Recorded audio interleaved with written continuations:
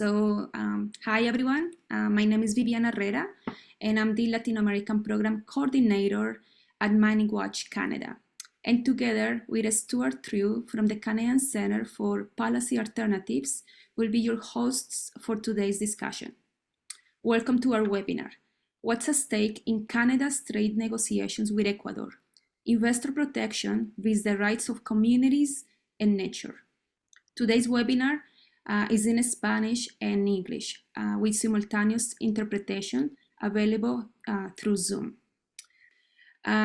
So today's topic is a timely one, as negotiations for a free trade agreement between Ecuador and Canada are close to being underway amidst a crisis of violence and human rights violations in Ecuador.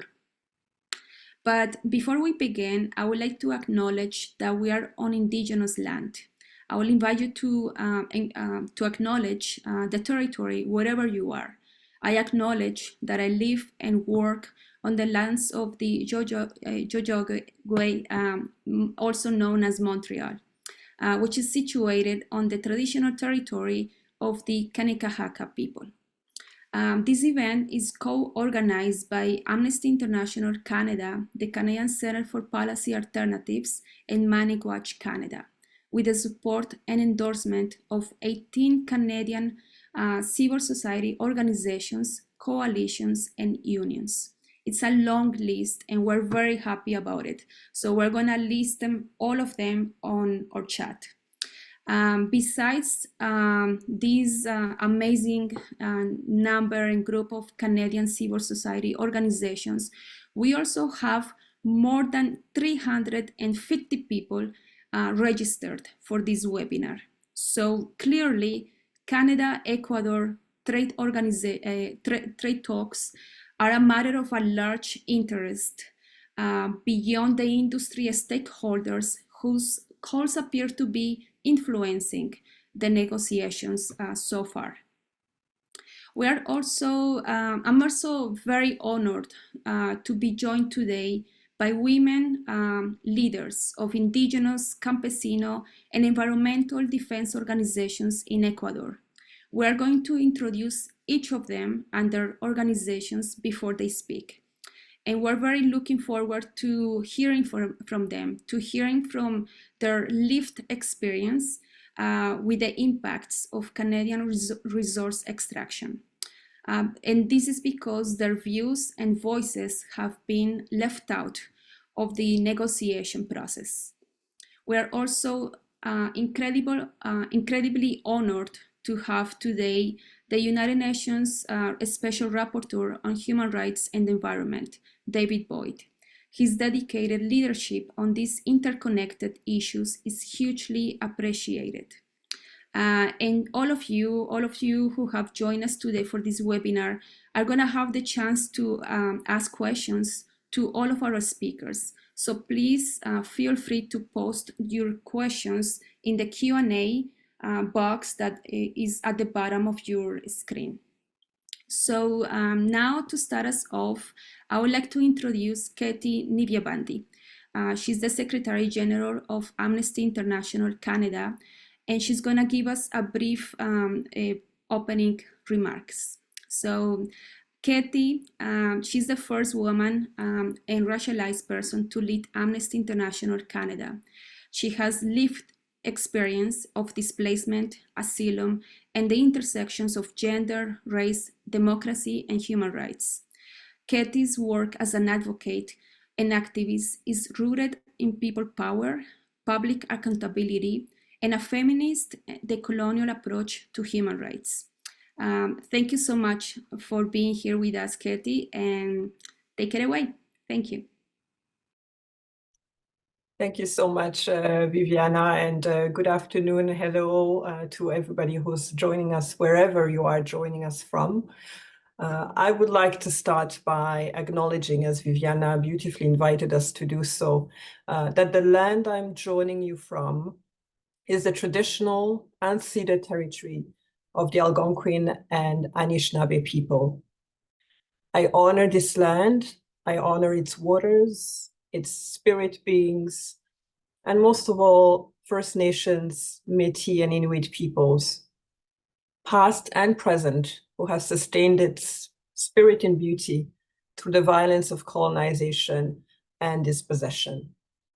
And so, as always, I ask for their blessings before I speak, for I speak as a guest.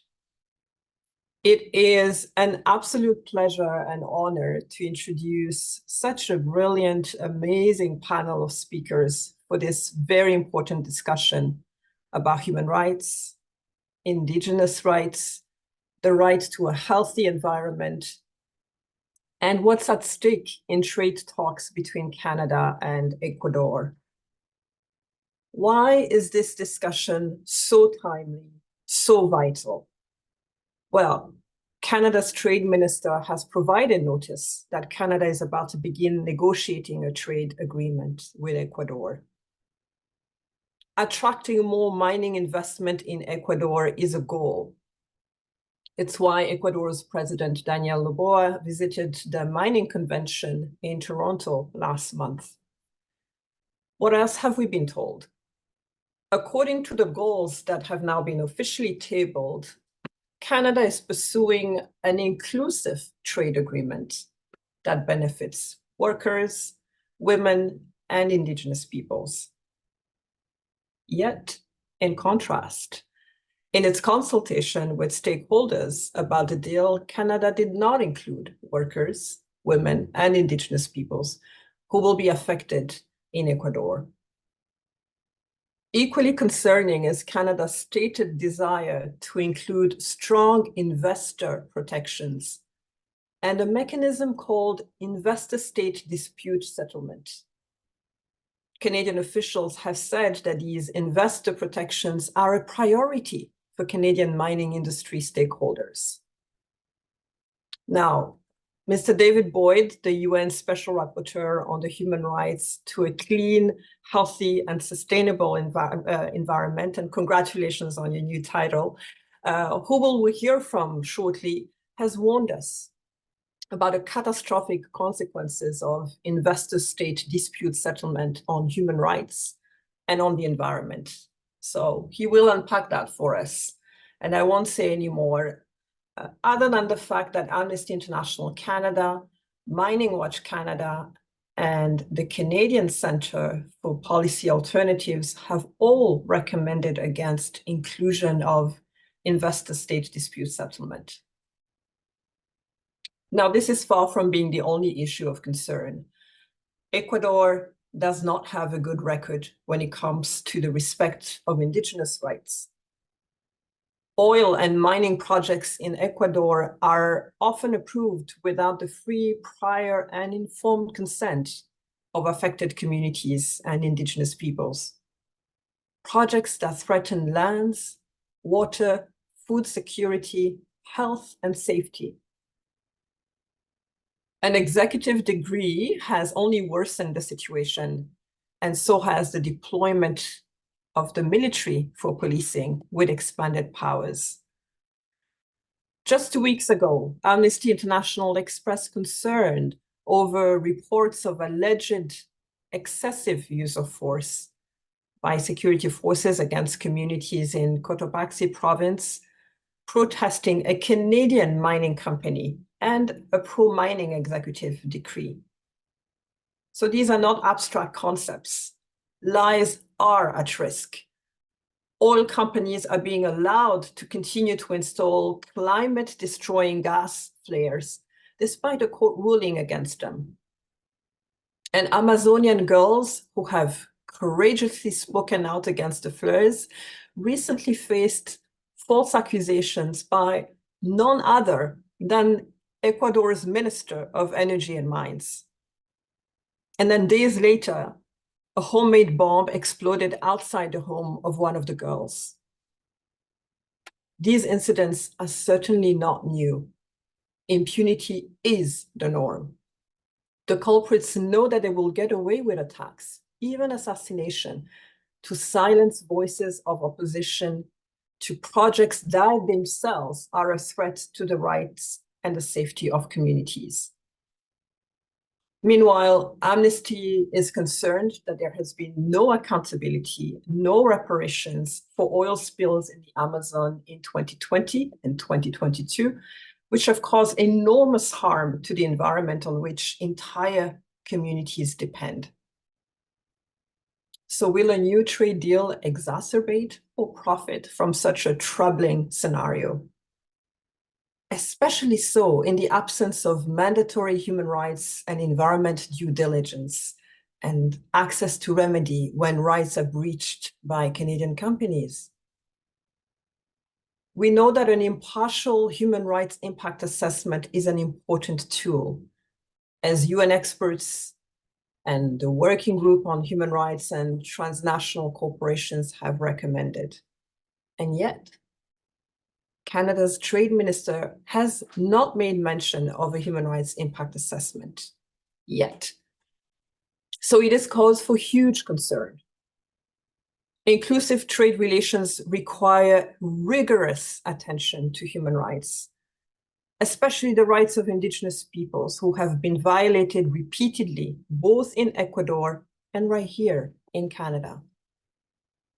So our eyes must remain wide open to these disturbing realities, and our voices joined in alliance and in solidarity with all who seek to ensure that the economic rights of corporations do not trample over the right to water and clean air, the right to food security and food sovereignty, the right to a safe and healthy environment for all. There must be no more sacrifice zones. And to that end, the voices of mining and oil-affected communities and Indigenous peoples must be heard. Indeed, they must be at the center of any decision-making. Our guests in Ecuador have important perspectives to share with us. So too does the UN Special Rapporteur. So over to you. And on behalf of the organizers and the co-sponsors of this event, we welcome you and we commit to continue working with you for the protection of rights, dignity, and justice. Thank you. Thank you so much, Ketty. It's always great listening and hearing from you.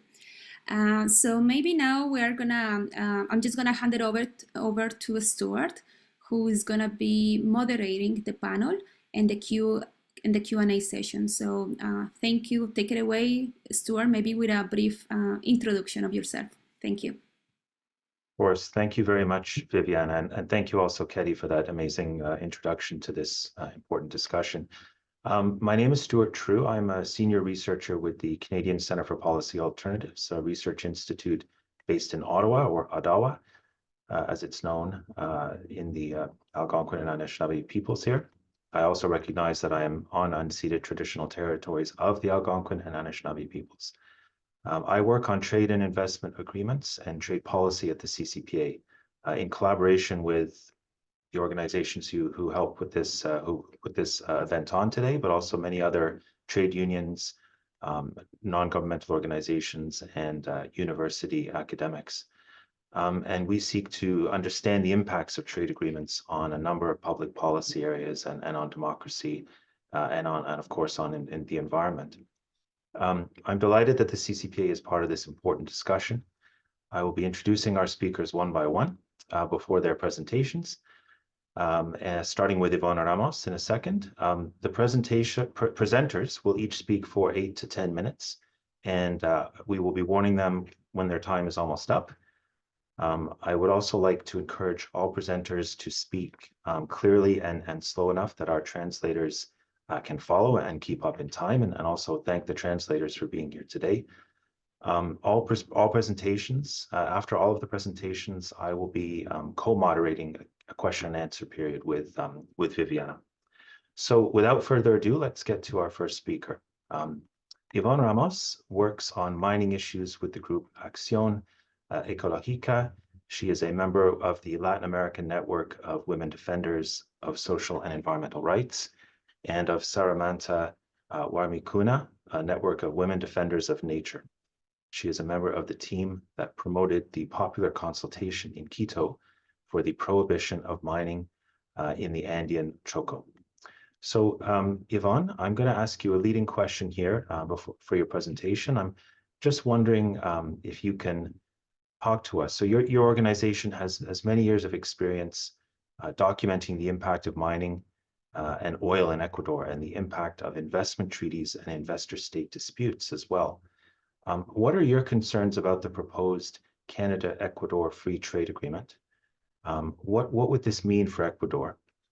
Also, there's an upcoming referendum, as we understand it, in Ecuador on making changes to the constitution that would allow for investor protections and investor disputes to go to international arbitration instead of through the domestic courts.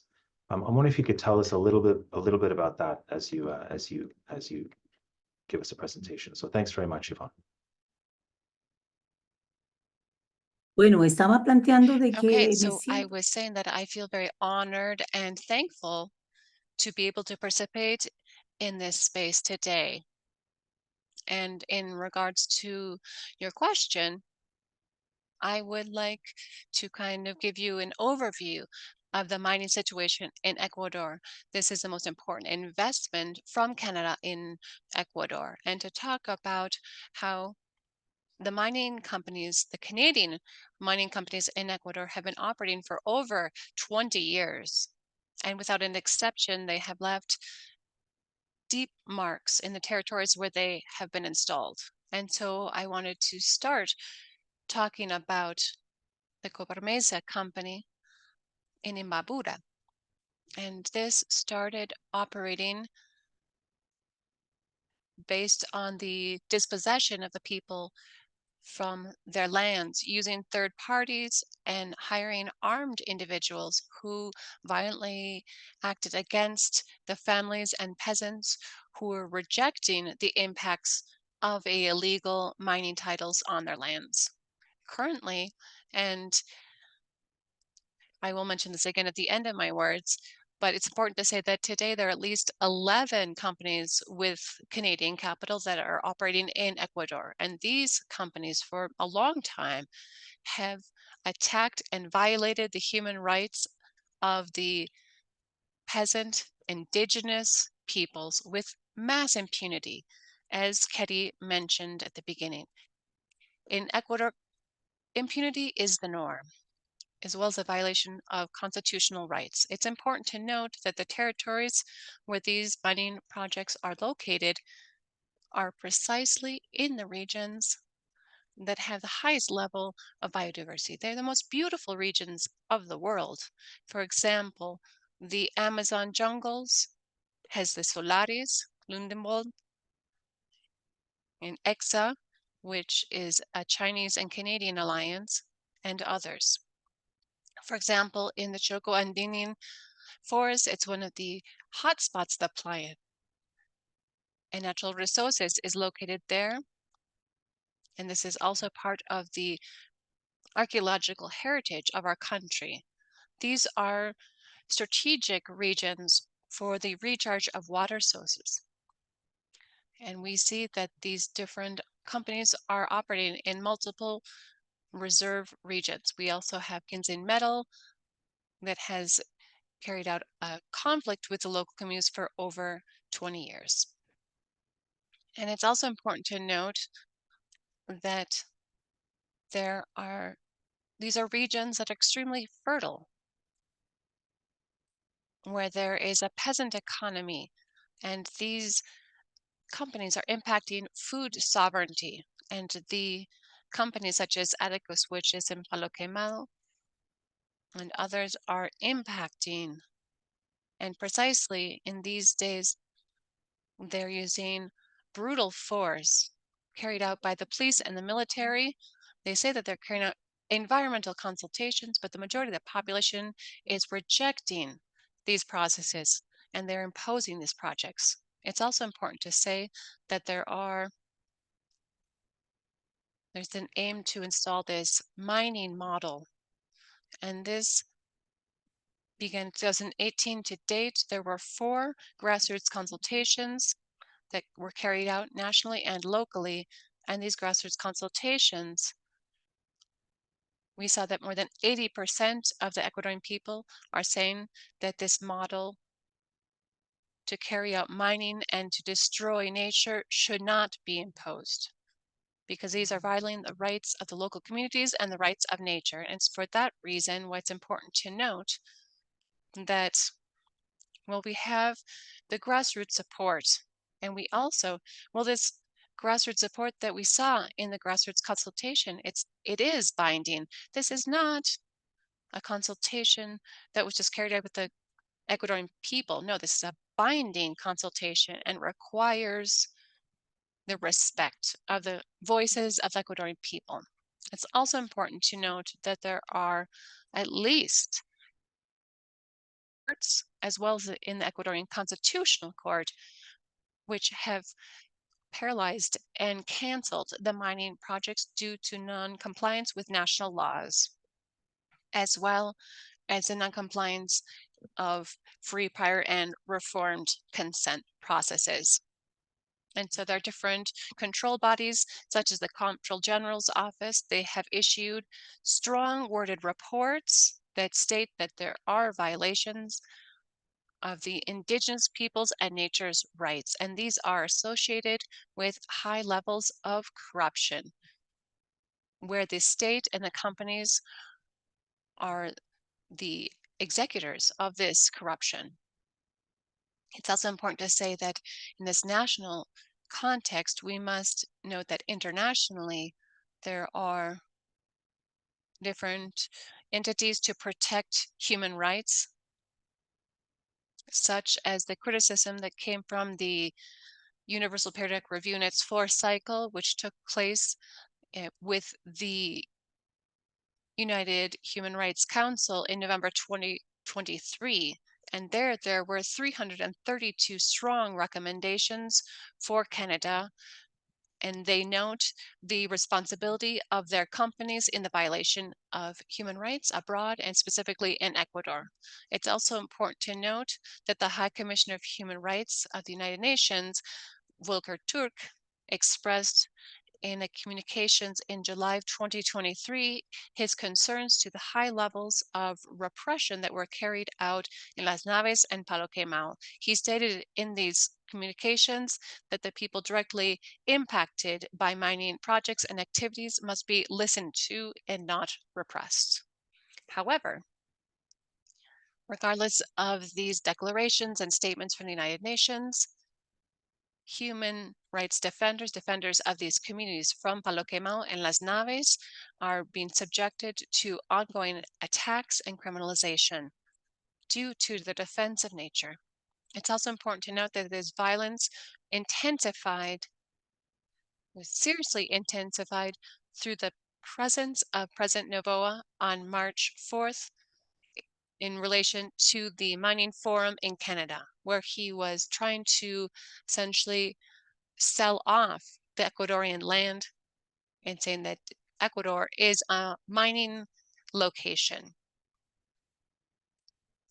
The next day, there were meetings with high-level government employees in Canada to confirm the beginning of the negotiations of the Canadian Free Trade Agreement, and that they seek to include the ISDS as the international arbitration mechanism.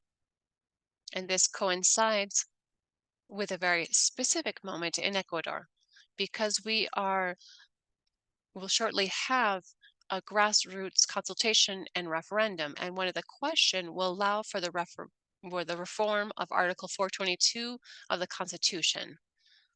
And this would mean that our country would return to the international arbitration courts. These are private and unilateral judicial spaces that allow transnational companies to sue the states where the states are only able to defend themselves.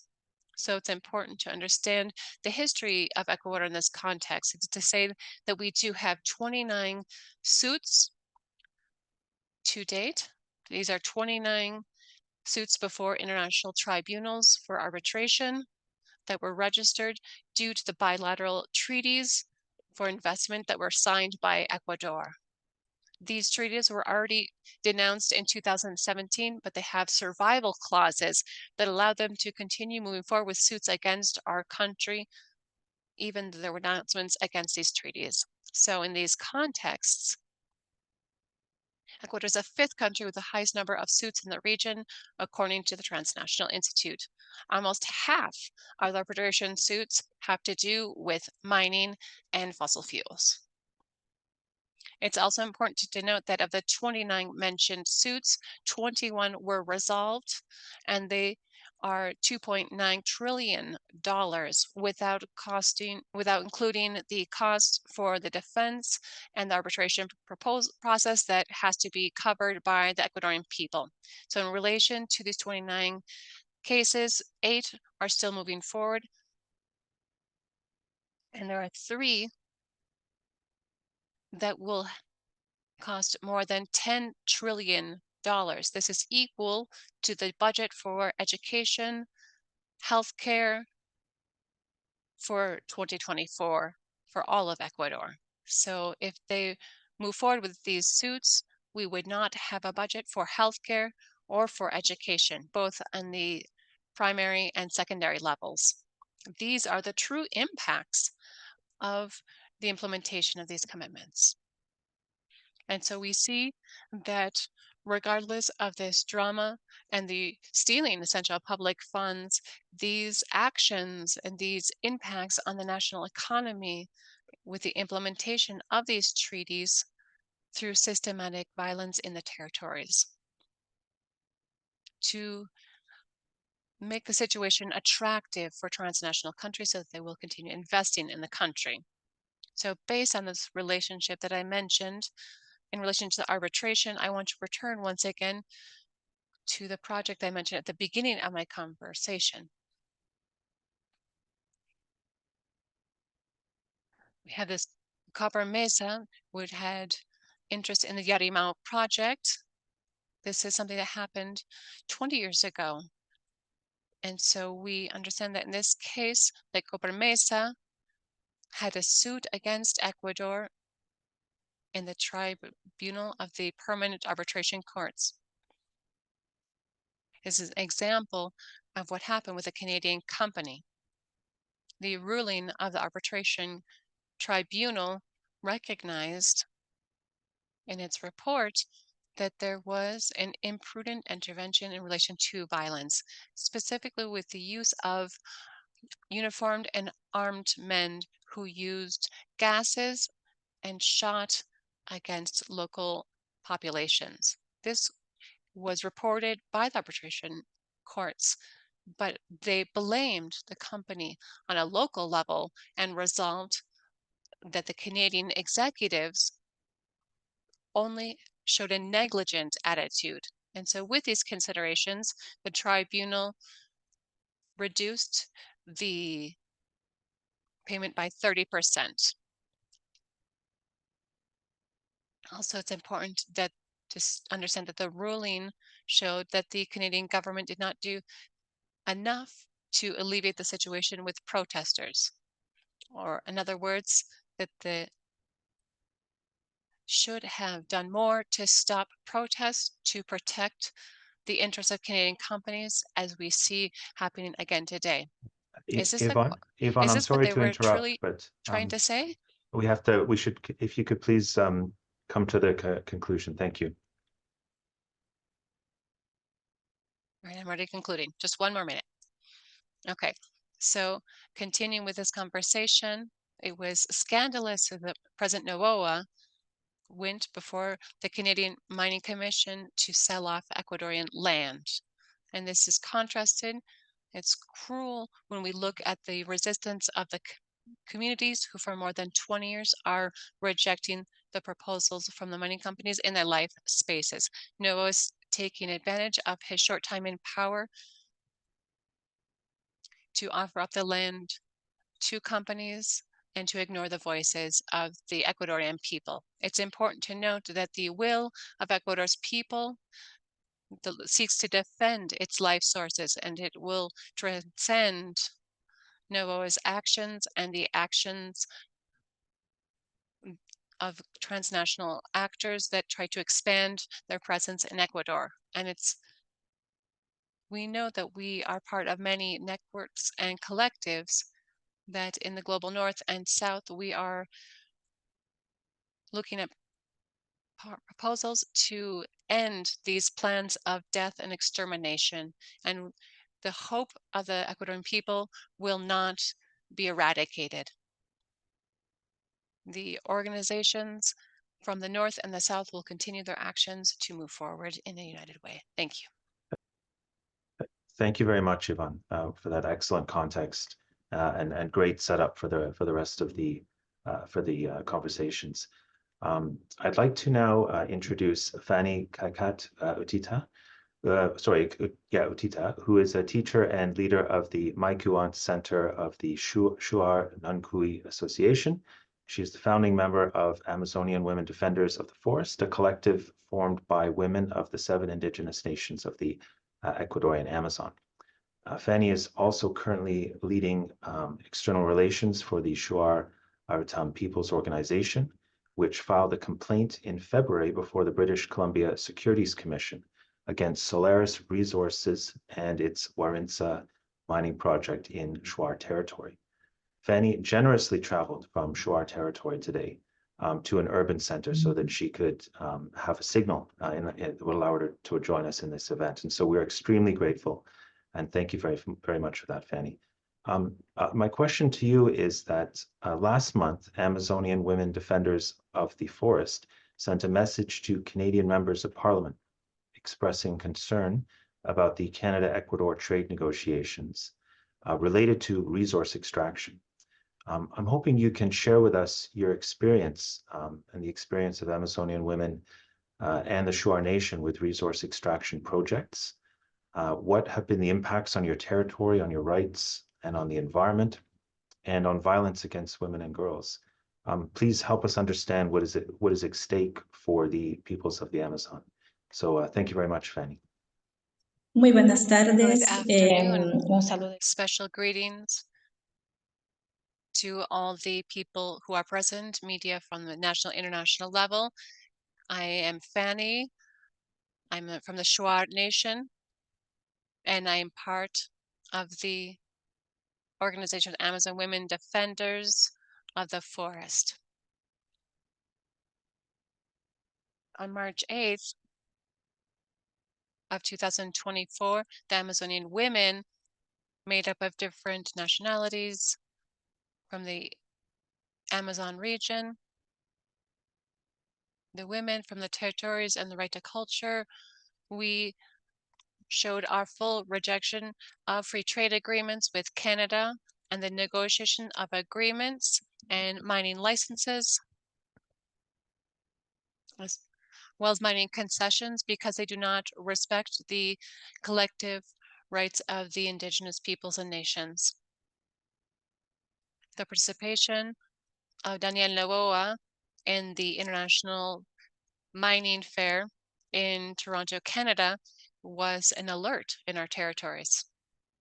The free trade agreement impacts the different indigenous peoples and nations because it is handing over the territories for mining investment projects. These are both open pit coal mines and other mining projects. It also increases extractivism. Also, the mining companies that are present in Ecuador, we see that the majority are Canadian companies. We have also companies from China, United Kingdom, and others. And there are more than 600 mining concessions currently. There's oil companies, hydroelectric, lumber companies that are also operating in protective forests of the Huaychaime. They are present in the Shuar Nation in the Amazon region. We also have presence there of the Exi, which is a Chinese company, in addition to the Santiago Hydroelectric Project, as well as low mining exploration, which is in the Shuar territory. This project has 8 mining concessions, which has 26,700 hectares of land in the Wadis, Zhagui, and Tigamit's territories, which is part of the Shuar Nation lands. In this project, there was no prior free and informed consent. This is a process that should seek consent from the grassroots and indigenous communities present in the territory. In this process, we were not consulted. They approved these projects by the Assembly on a national level,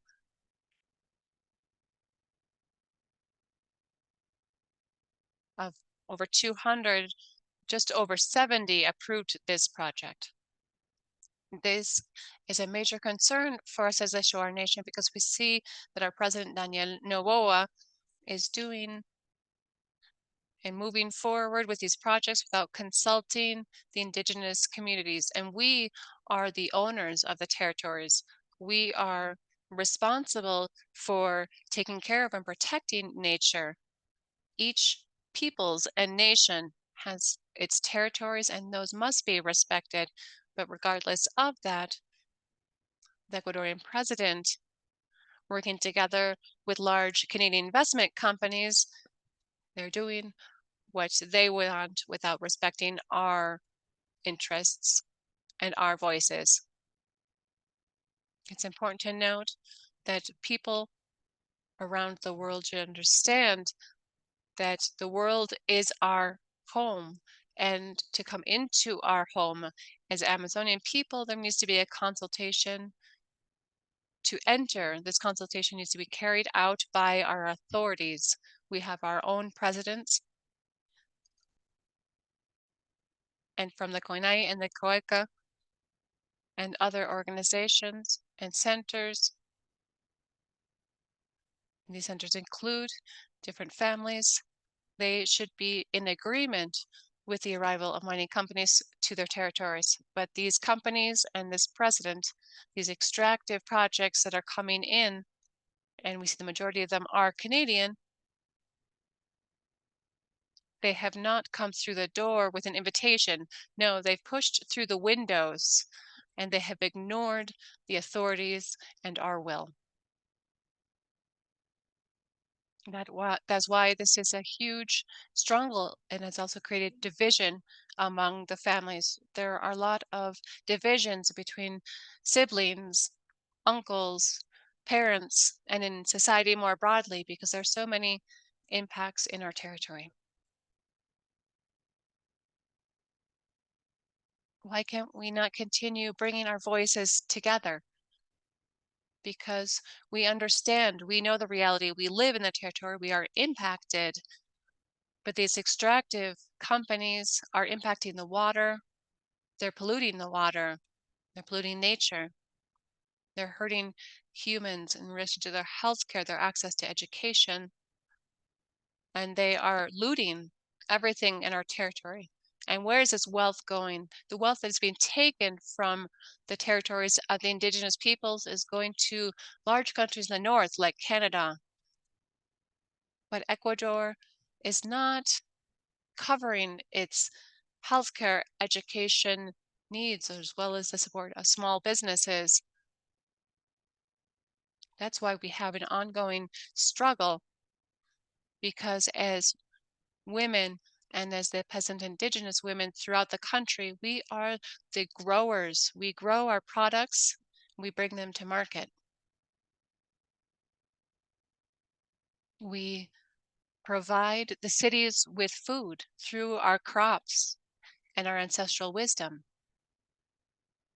And this wisdom must continue, and we must pass it on to our children so that they can continue protecting our territory. It's unfortunate to hear that these companies, these Canadian companies that come into our territory, they send false information. They only talk about positive elements, but they don't talk about the environmental impacts that they generate in the territories. These are serious impacts. Our rivers are polluted, our forests are destroyed, our territories face serious impacts. And then these Canadian companies are like a ghost. They come with their sweet words, but then over time, the people are dispossessed. They are evicted from their lands, and that is what we don't want to see. They say that they're supporting the economic development of the indigenous peoples and nations, but they're taking our wealth and resources. The resources that they're taking, what they're taking away from our elders, our children, our youth, what are they leaving for them? They say that they pay well for the workers with high levels of wages, but it's not true. The wages are low. They tell lies. And so I would like to invite the investors that are supporting the Canadian companies in Ecuador to go to the region, to see the reality, to see if companies like Solares, which are present in the Churaruta region, if they've carried out positive investment, to see if the basic services are well responded to. We're talking about basic services that don't exist. Water doesn't exist, but regardless of everything, the company, this mining company, Solares, and the Ministry of the Environment gave concessions for 10 water sources because that is the foundation for the exploration phase. So it's as if the people, the living world didn't require water to survive. The investors need to know what they are doing, what their workers are doing in the territories of the different indigenous nations and peoples. As the Churaruta organization, we are also part of the Hortencia. These are the territories of life. And regardless of everything, they are not respecting our collective rights of the indigenous peoples and nations. Yeah. How many times have we presented complaints, sent statements, but they ignore our words as if they are deaf, and they don't want to listen to our spokespeople from the territories. And so we want to thank our friends from Amnesty who have given me the opportunity to talk about what is happening with the Canadian companies in our territory. It is so sad. It is so painful for the women and myself as a woman and as a mother. I am so impacted. The women, we are hugely impacted because the territory is a woman's body. The veins of blood are our rivers in our territory, and our body has been polluted. When we see the helicopters in our territory, when we hear those noises in our territories, the noise of the helicopters, they say that's normal. And as women from the territories, we can't work correctly. There's not unity anymore. There's a lot of division.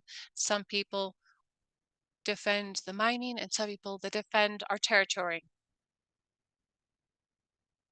We're not against the people who support mining, but we believe that by destroying our home, which was given to us by our ancestors, how far we'll be able to get? Our home is full of companies, and they're taking apart our territory bit by bit. And where will the people live then? Where will your children be? What clean water will we be able to drink?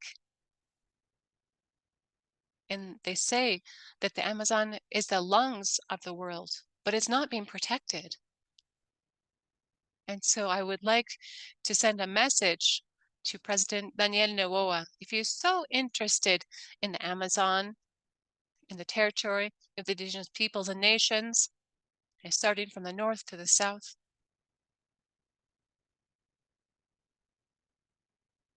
He needs to stop with his banana company and his palace. He can say, my palace was destroyed and I've seen how your home has been destroyed. But I think he needs to start with his home. He shouldn't say mining is development, economic development for the indigenous peoples. Because for us, for myself, this is total destruction. Fanny, And I'm maybe the sorry to investors, interrupt, but we need to wrap up the presentation shortly. Thank you very much.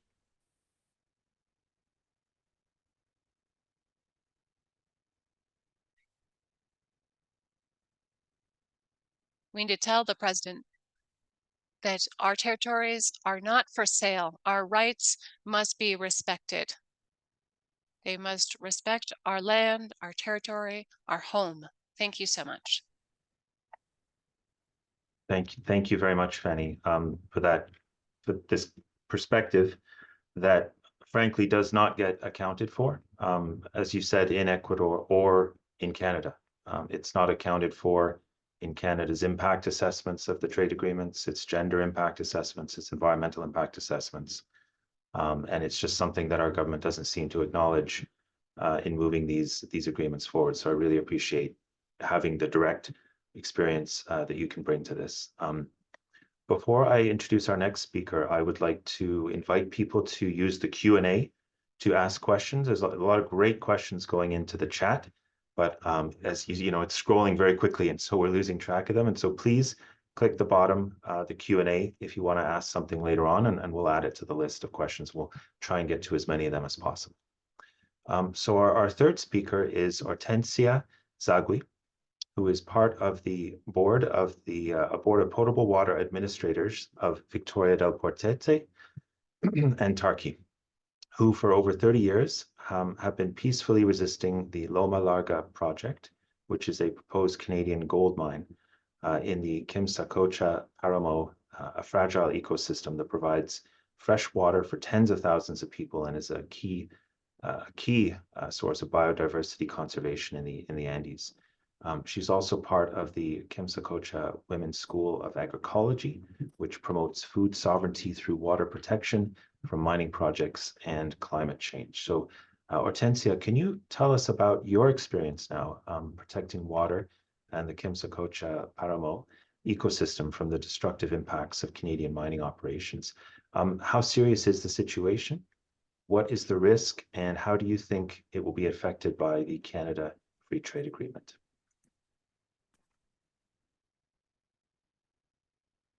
Buenas tardes a todos los presentes, a Good todos los que afternoon, nos escuchan. everyone who is listening to us today, and to the different radio and TV channels around the world who are listening to our voices, to our life experiences, our sacrifices, and our suffering due to the Canadian mining actions that are carried out in our country. I want to specifically talk about the Kimsakocha Paramo, which I'd like to talk about a bit. I'd like to tell you what is Kimsakocha. This is a paramo, or a high altitude wetland, which provides water for Cuenca this is located to the northwest of Cuenca. It's about between approximately 3,500 to 3,800 meters above sea, and it provides water to all the different rural and urban areas around Cuenca. And we are in the Tarequico Vivo parish, and we are indigenous and peasant populations. It's a mix of different populations. We're thousands and thousands of people who live and protect the water sources that are born in our territory. We are agriculturists, as well as having livestock. our organizations in the different parishes and the communities produce thousands of gallons of milk because we have livestock, and also as women we have organized in response to mining, and so we've tried to organize agriculture and carrying out different agroecological schools to ensure that there is organic fertilizers to ensure our health and a good life for ourselves and the future generations. That is what we are defending. This is an ongoing struggle against the mining company that have come in to take out gold and to destroy our water sources, the wetlands and the high altitude bogs. These actions impact our communities, and so we have organized to work together to protect our different water sources, and we've established networks to defend ourselves. Because this was something that was surprising, it was new, because we hadn't seen extraction in our territory before. We had a calm, tranquil life. Our children went to school, and we worked like our ancestors did. These were beautiful, beautiful lands. And surprise, we heard that these mining companies had already carried out explorations, that the mining companies began operating in the Kimsakocha Ramos. And we said, why? Why was there no consultation? Why was there no information from the government? It was all a surprise based on silence. And so we started carrying out protests and marches. And so there's an area around the southern section of the Pan American that comes between Colombia and Peru. And we blocked the Pan American. And then our leaders and mothers who were on the front line with their children were all abused and attacked with tear gas and other acts of violence. And we were all forced to run. And we saw this was a serious, difficult problem. And we began to prepare ourselves. And we began to learn what we began to understand, that these Canadian mining companies were powerful, and that there were agreements between Canada and Ecuador that established the concessions for extractions, and that the environmental license had been granted for exploration. And we didn't know anything about that. And we were shocked, and we didn't know how to respond because we were essentially being silenced. So we began to act, but my cousin, my brother, they were arrested for 8 days or longer. Another family member, a bomb fell at his feet. There was so much violence, and we didn't understand how they would treat us this way. Why would they treat us this way, being people who are working for the well-being of our country? We have projects to ensure, good health and a good life for the people. Why are we being treated this way? Everywhere we went, we faced abuses by judges and authorities.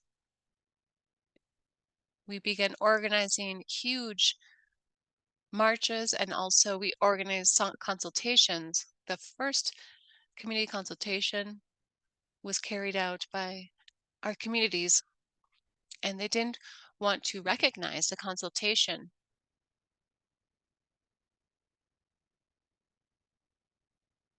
They said these water sources that are present, these are sensitive regions.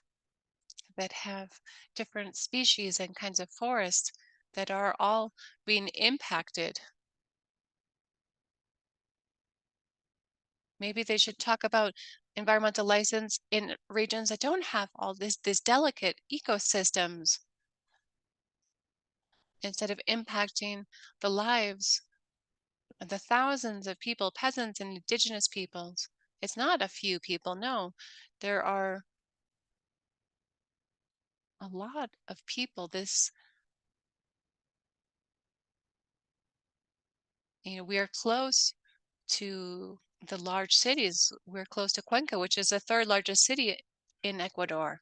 And that is why we continue rejecting these actions. And that's why I'm so thankful for everyone who is inviting me to participate in this space so that my voice can be heard and we can share information so you can see how we suffer. Things aren't easy because we have been fighting for decades.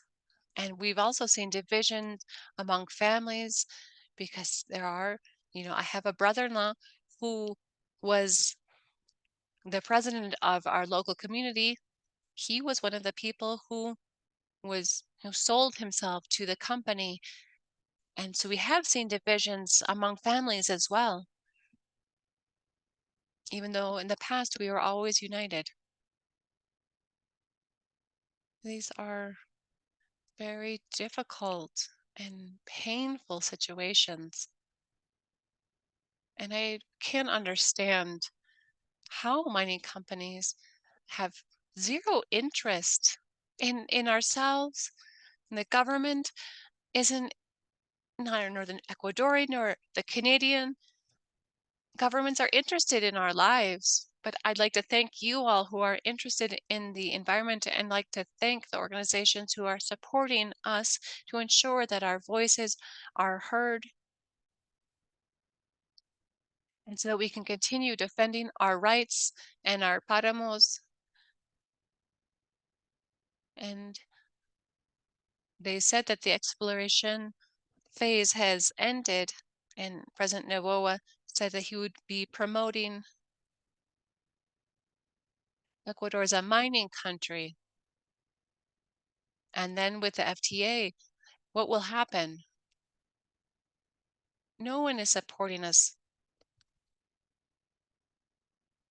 No one is seeing our needs. And we can see how we've been treated for so long during the consultations, when we've had different gatherings. So much has happened during the exploration phase. In Kimsakocha, the majority of the people, we have stood up. We've seen workers and technical professionals. We saw cars, heavy machinery, and I said, where are these people going to go to the bathroom? What are they going to do? What has the government done for us? When have they ever done anything for us? Instead, they're destroying our nature. How is it that they're dumping this toxic waste in our lands? And that is my call for help. I'm desperate. Please help us so that this does not continue. This exploitation doesn't continue impacting our lands, our water, our biodiversity, all of the things we have that are so beautiful and positive.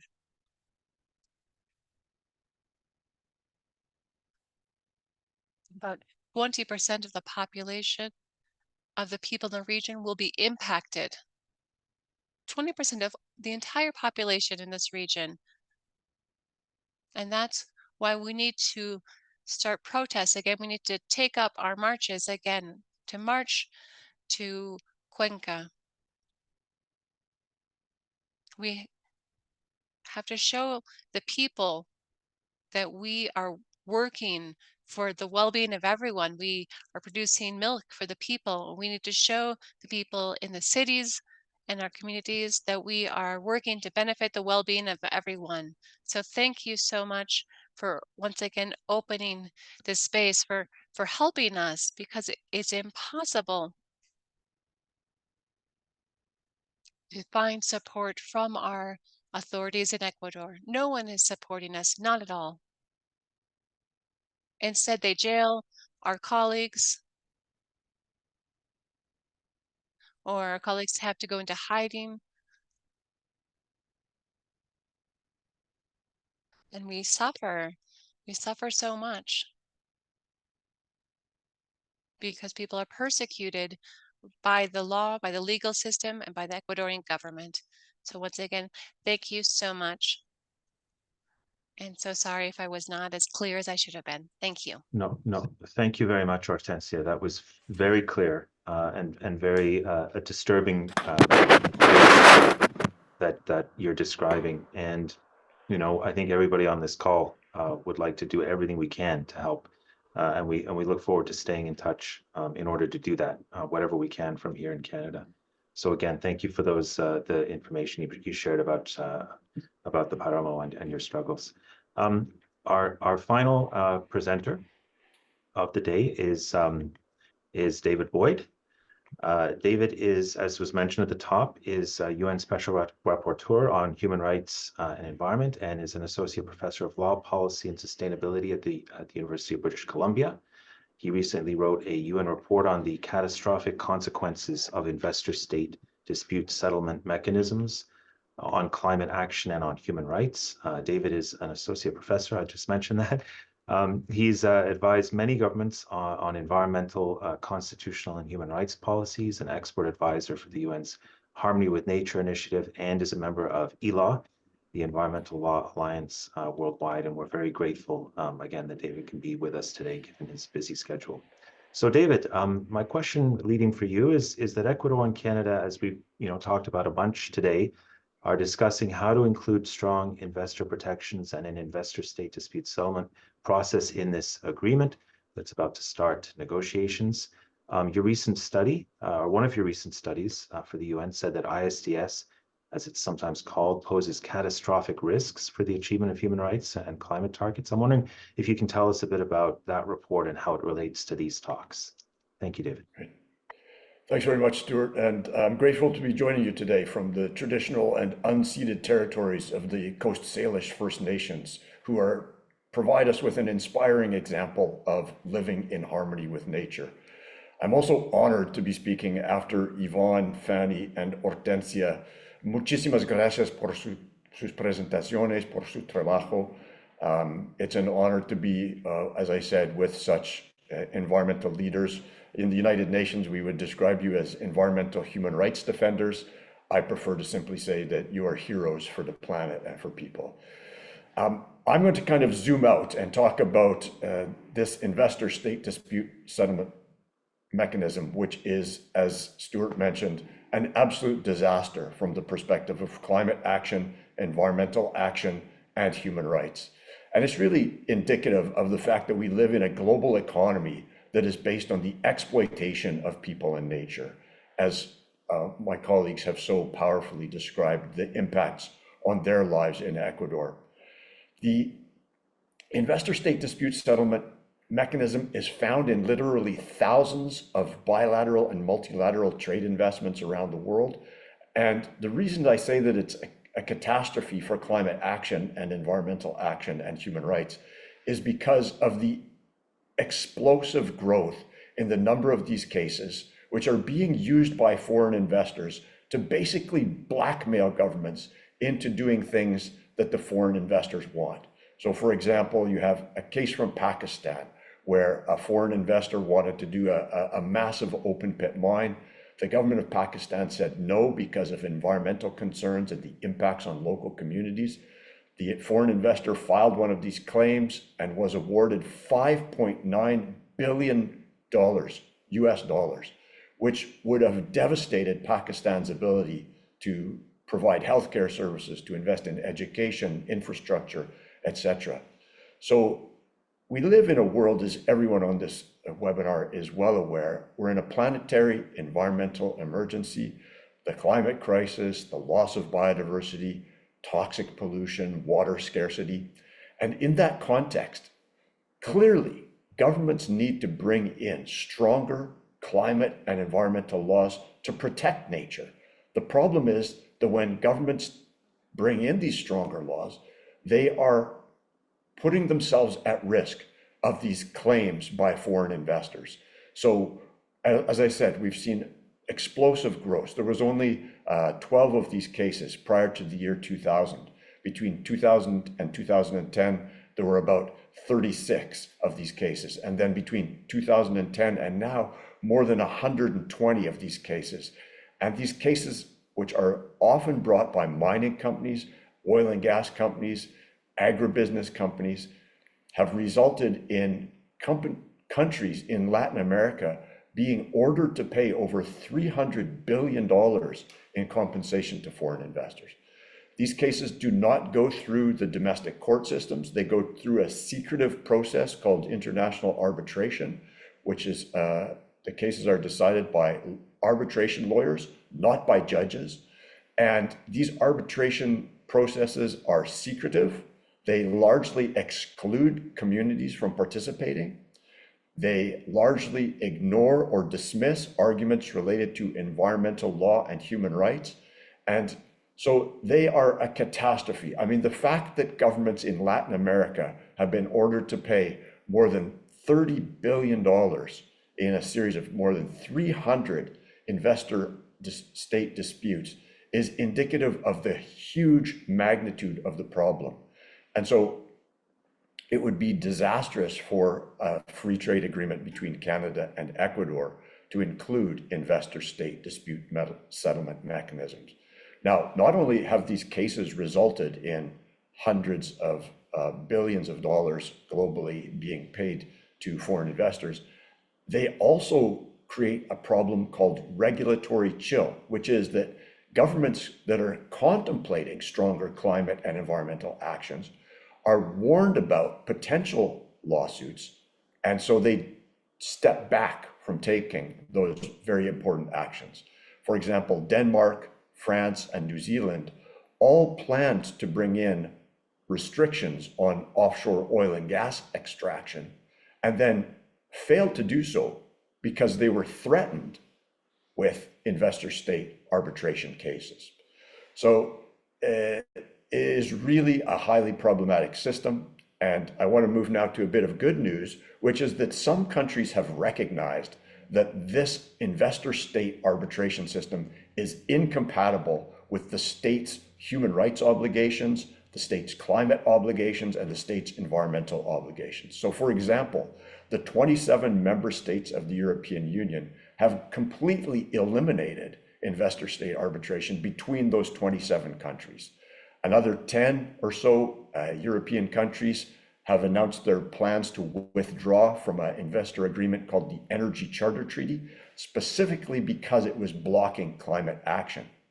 And closer to home, when Canada and the United States were renegotiating the North American Free Trade Agreement, they agreed to eliminate investor-state arbitration for Canadian companies investing in the US and American companies investing in Canada.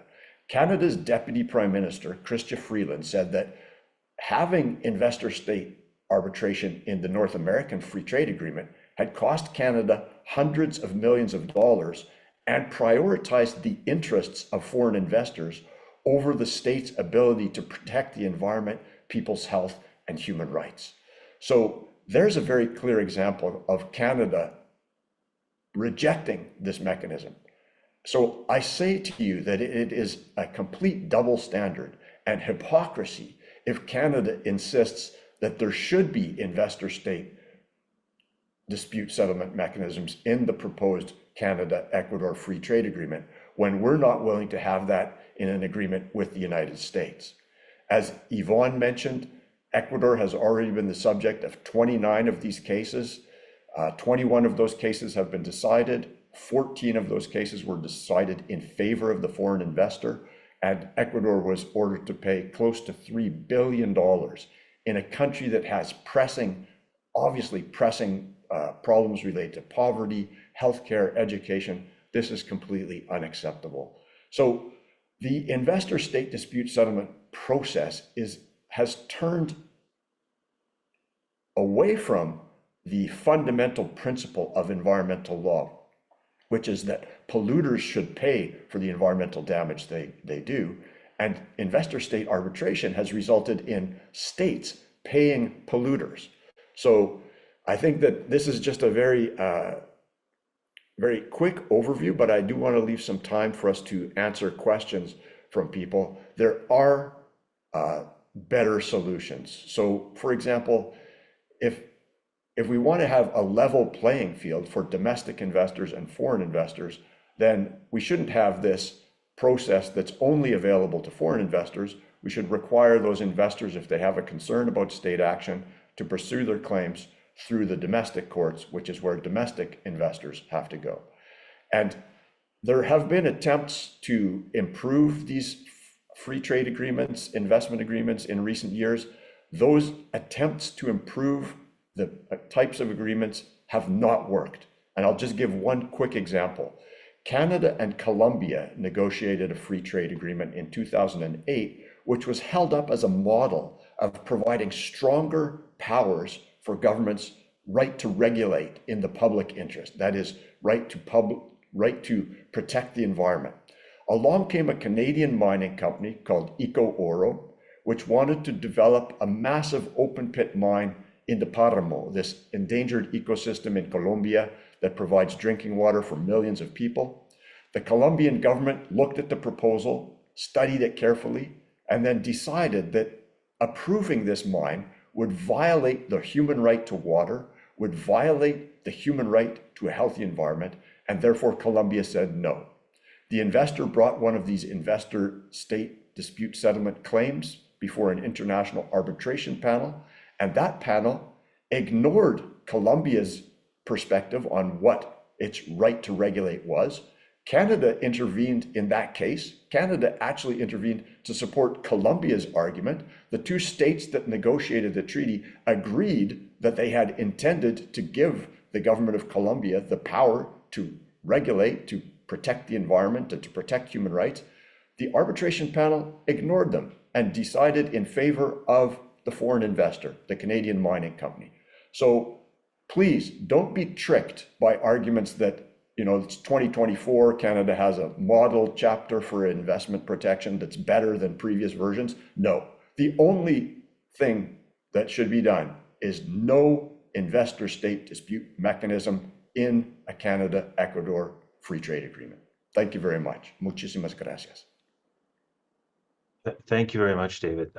Really glad you brought that point up around the futility of some of these reform efforts and the importance of keeping an eye on that, because that's been a key message of the Canadian government and the Noboa government in here, is that this is a better version of ISDS that they want with Ecuador, and there's nothing to that. So thank you, David, very much for that. Thank you to all the presenters. We have 10 minutes left. We have lots of questions. I encourage people to put more questions in the Q&A, although we won't be able to get to them all, even the ones we already have due to the time. But we do have about 10 minutes left, and I'm going to start with a question that I believe is for Fanny. Fanny mentioned that, that there are divisions that mining operations cause amongst the people in Ecuador. And the questioner would like to know if Fanny can elaborate on that a little bit.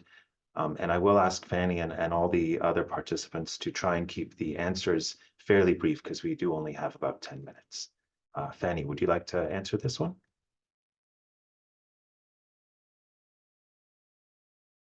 Bueno, respondiendo a la pregunta. Okay, so in answer to your question, in 2006, since the mining company began its operations, we, at the beginning, were united, and all of the communities who are part of the Shuar Nation were united, and we were able to evict a mining company. But 10 years later, it came back, and the company is stronger and has better strategies, and they've come in to divide us. Because the indigenous peoples and nations, what is at play is money. They're not providing They say, you don't have money, you don't have employment, you don't have projects, and that's what they offer, but they don't know what they're destroying. And so they come in and they lie and they say that this is a model project for the families, for the different indigenous peoples. But we see that not everyone is benefited in the territory. It's only the leaders who are promoting these projects, but there are children, orphans, single mothers, their elders who are not being benefited. There's no equality, and that's unfortunate. They use these false versions of the reality. They say that they're supporting the communities, but we've seen that this has created a lack of trust among families. Before we were united, we participated in our community celebrations together, but now everything is focused on money. It depends who you are and your position, whether you'll be received well or not by a community. This is impacting our society because there's now a lack of trust and there's a lot of divisions among our people, and it's money that's at play. We are the true owners, but as the extractive companies, they must come through the front door. They have to talk to the responsible authority locally who will give them permission or not to come into our territory. And that's why we continue to say no, because they aren't doing things legally. They're trying to generate dependencies and they're dividing the community. And so if they have, why are they providing so much money to people who are destroying our territory? And if they're going to do that, then they need to be honest. They need to tell the truth. And they won't allow us to go into the camps to see what's happening because there are people who defend and those who do not defend the presence of these companies, but they won't let us see what's happening. And this is generating mistrust and division among our families. Thank you very much, Fanny. Much appreciated. We're running out of time very quickly, but I do want to get this one question out to both Ivonne and Hortencia. Maybe shorter answers. It might be a yes or no answer, but the question was that civil society organizations in Canada were informed by our government that a free trade agreement was going to be happening with Ecuador, and we were provided with an opportunity to submit perspectives. The question is, were you given similar input or similar opportunities in Ecuador? Ya, muy amable, gracias. Thank you. Thank you for your question.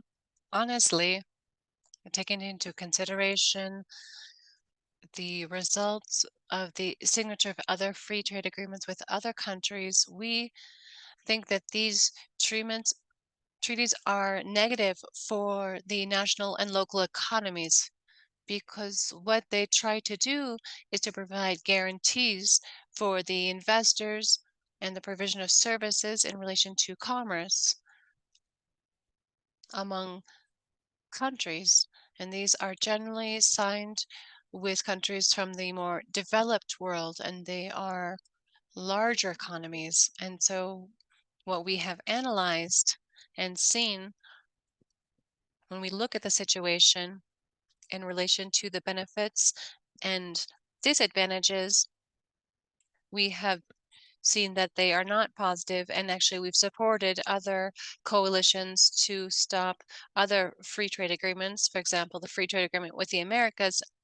And so we don't see a benefit of the free trade agreement in this case. Thank you very much, Yvonne. Unfortunately, we are at the end. There are some great questions. We do promise to be in touch with everyone who's here with more information about the presenters and what people can do next. And with that in mind, I'm going to pass it back to Ketty to close us off and let people know how they can get involved. And thanks again to all the participants. Ketty. Thank you. Thank you. It's difficult to close this meeting and this webinar, which has been so powerful and so informative. You've heard it all so clearly and very powerfully from every panelist today, from Ivonne, Fanny, Hortencia, and last David. The people of Ecuador are in active struggle for their lives and for their territories. And David zoomed out a little bit and spoke about the legal framework or the absence of a legal framework. I'd like to zoom out even more and zoom out historically for us to place this in a much larger context and really see this as the continuation, possibly, of what has been a colonial project. Because ultimately, what is colonization? It is the economic exploitation of a land or a territory at the expense of the indigenous peoples of that land and territory. And the various human rights violations against indigenous peoples in the Americas are all rooted in this project. And their annihilation was for the purpose of land and resource extraction.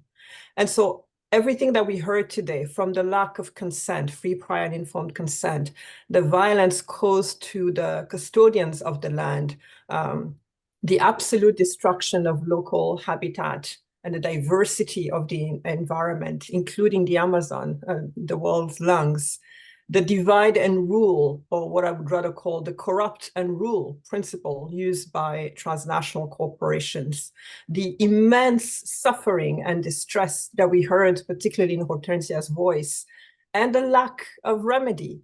These are all the hallmarks of what colonial projects have been for centuries.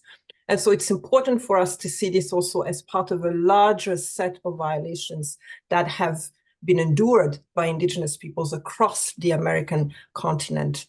So Canada cannot and must not engage in an agreement that will violate the rights and the voices of indigenous peoples, women, and children.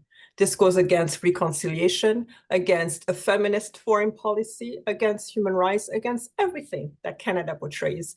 But above all, it goes against Canada's human rights obligations.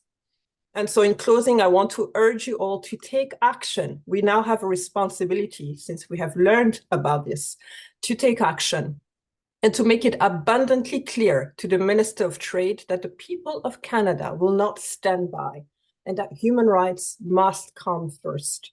Hortencia has asked us for help, and so help we will bring, and you can help. And so I invite you all to take action by signing the action that we have. Let me try to share my screen.